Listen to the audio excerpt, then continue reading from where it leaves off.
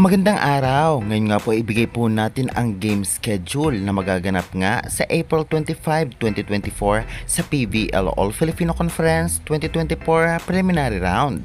Kaya bago po ang lahat guys, syempre ay huwag niyo pong kalimutan mag-like, comment, and subscribe and pa-hit the notification bell para lagi po kayong updated sa aking mga bagong video about sa volleyball dito sa Pilipinas. Kaya guys, huwag na po nating patagalin pa. Ito na po ang game schedule.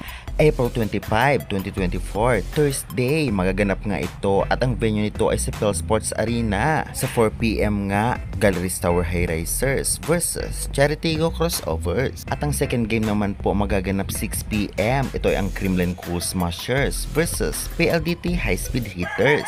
At ang venue din ay sa Phil Sports Arena din. Saan nga ba ito mapapanood? Mapapanood po ninyo ito kung kayo po ay may cable sa One Sports or One Sports Plus channel. Meron din po sa Signal application, i-download lamang po ninyo ang Signal apps at mag-register na kayo at napakalinaw at live na live po ang mismong laro. Meron din po sa Google. Search nyo lamang po kung kayo po ay may internet, pvl.ph live at lalabas na ito.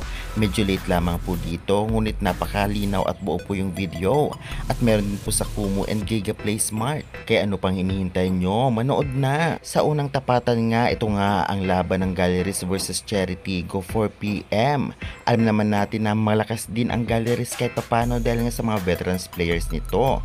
Ngunit ang Charity Go talaga ngayon ay talagang biglang lumakas. Talaga naman pasok na pasok din sa semifinals ang team na ito at kailangan pa nilang ipanalo ito para safe na sila sa standing. At sa second game naman 6pm, isa rin sa mga anticipated game sa prelim ang Creamline versus PLDT.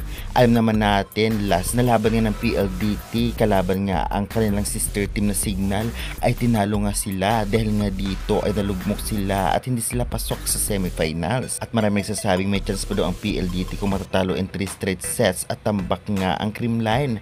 Ngunit alam naman natin na hindi na ito hahabol dahil nga sa point system. Pasok pa rin ang Creamline kung sakali man matalo nga nila ang Creamline. Ngunit alam naman natin na bilog ang bola at hindi basta-basta magpapatalo ang CCS dito. Kaya guys, excited na ba kayo? I-comment nyo na yan at huwag kalimutan mag-like, subscribe for more updates.